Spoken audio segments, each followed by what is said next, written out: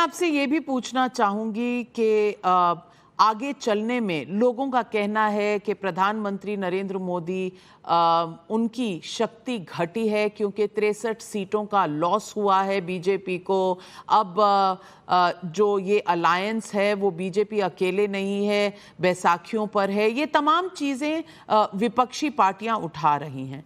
मैं आपसे पूछना चाहती हूं, क्या मोदी 3.0 उस तरह के कड़े फैसले ले पाएगा जिस तरह के कड़े फैसलों का उन्होंने हमेशा एक तरह से डेमोन्स्ट्रेशन दिया है 2014 की सरकार में, 2019 की सरकार में?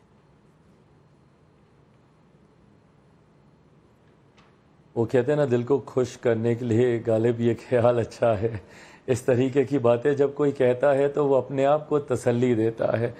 ये वो लोग हैं जो मेरे प्रधानमंत्री जी को कमज़ोर देखना चाहते हैं। ये वो सोच है जो मेरे प्रधानमंत्री जी को कड़े फैसले लेते हुए देख घबराते हैं।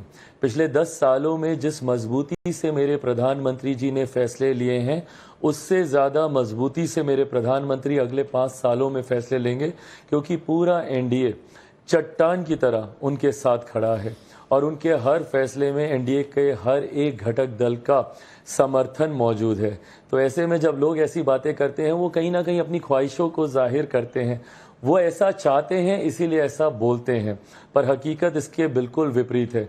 मेरे प्रधानमंत्री जी की बॉडी लैंग्वेज देख लीजिए, उनकी बातें देख लीजिए, हर बातों में आपको वो कॉन्फिडेंस दिखेगा जो पिछले 10 सालों में ही नहीं बल्कि पिछले 25 सालों में हम लोग को देखने को मिला जब से वो गुजरात के मुख्यमंत्री बने। और उसी तेवर के साथ, उसी मजबूती के साथ अगले 5 साल भी मेरे प्रधानमंत्री दिखेंगे, ये विश्वास मैं आपको दिलाता हूँ। चिराग पासवान जी, आपके चाचा जान जो हैं वो सीटें तो नहीं हैं, लेकिन हर स्टेज पर वो साथ में दिखे जब चुनावी रैलीज हो रही थी। उनकी कोई भूमिका होगी या आपका सरकार में या अलायंस में या आपके बीच में जो मनमुटाव है वो रिजॉल्व होने का, परिवार एक हो जाएगा? ये सवाल लोगों के मन में तो है। नाविका जी, परिवार का विषय, उसमें मैं बाद में आऊँगा क्योंकि वो पारिवारिक विषय है। I am nobody to take any call on this. मैं एक बिहारी परिवार से आता हूँ और हम लोग के यहाँ बिहार के बड़े परिवार के बड़े ही परिवार से जुड़े विषयों पर फैसले लेते हैं। ऐसे में मैं दूसरी पीढ़ी का हूँ, मैं बहुत छोटा हूँ।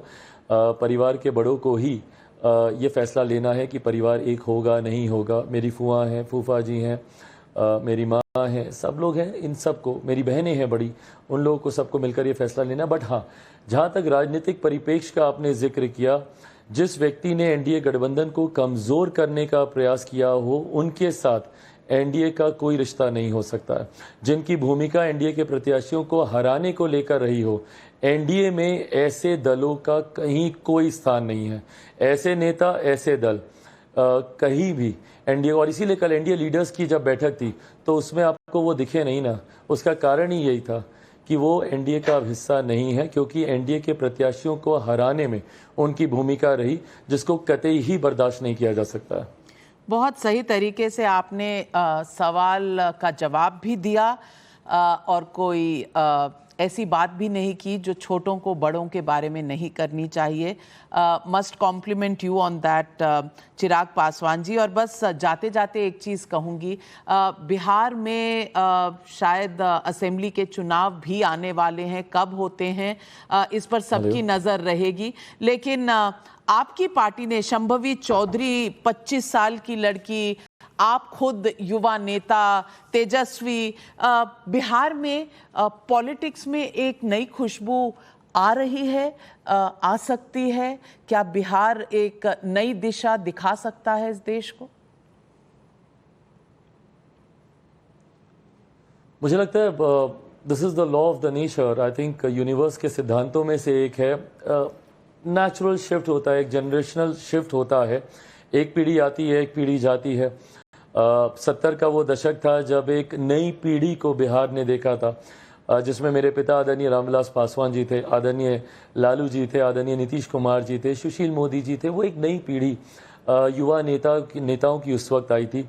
मुझे लगता है जनरेशनल शिफ्ट के दौर से बिहार इस वक्त गुजर रहा है। नई पीढ़ी आ रही है। जिन तमाम नेताओं का आपने नाम लिया, तेजस्वी हैं, मैं हूँ, मेरी पार्टी के युवा नेता, और नाविका जी, मतलब मैं इंक्लूड करूंगा आपके इस सवाल में ही इसी बात को। बिहार में कुछ पार्टियां ऐसी हैं जो जातीयता और सांप्रदायिकता के आधार पर अपने समीकरण को बनाकर फ्लॉन्ट करती हैं और एमवाई की बात करती हैं, बट मेरा भी एक एमवाई समीकरण रहा है, क्योंकि आपके सवाल में युवाओं का जिक्र था, इसलिए मैं अपना समीकरण भी चाहूँगा कि उसका भी इसमें जिक्र हो। मेरा अपना भी एक एमवाई समीकरण था जिसमें महिलाएं और युवा थी। मैं सीमित सीटों पर चुनाव लड़ा था, पर 5 में से 4 युवाओं को मैंने मौका दिया। इन 5 में से 2 महिलाओं को मैंने मौका दिया, जहां पे अनुभव के तौर पर वीना जी भी हैं और यंगेस्ट एमपी के तौर पर शांभवी चौधरी भी हैं।